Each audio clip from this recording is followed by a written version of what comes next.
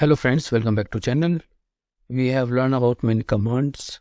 Today we learn about the RPM. Let's connect to our machine. Like we have set the MOTD, mess of the T. We are getting those things. Okay. Let me become a root user.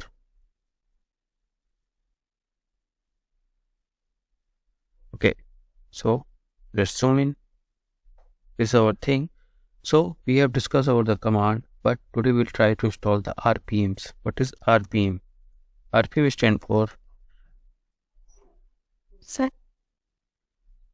Redhat. RPM stands for Red Hat Package Manager.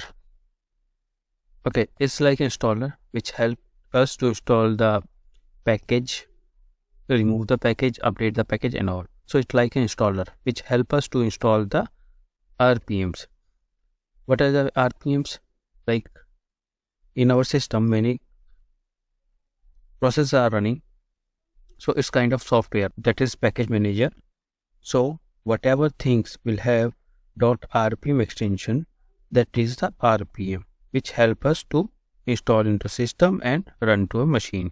So RPM is help us to install the things. In Windows, we are downloading a package from the internet or getting from the friend in a USB drive, pen drive or CD. Now CD is gone. No one is using the CDs, but earlier we have used. From where we'll get the RPMs? That's available on internet, but the ISO image you have downloaded to install the Linux, that too is having all the software. So let's connect to our physical machine here.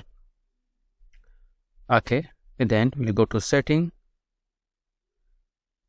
storage, this ID, and we'll mount the ISO image. So RHL7 ISO image, done. Okay, but if you do DFFNH, it's not visible here. LSBLK will show SR0, that is our CD-ROM.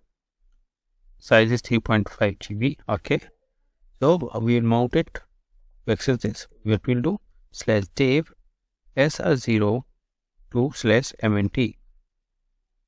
Okay, it's showing is the write protected because it's a CD. So you cannot write it to this, you can read it.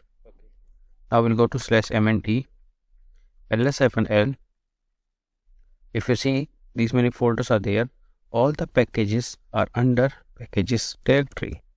So packages, if you do ls, able to get all the RPM. See, all this is having .rpm extension.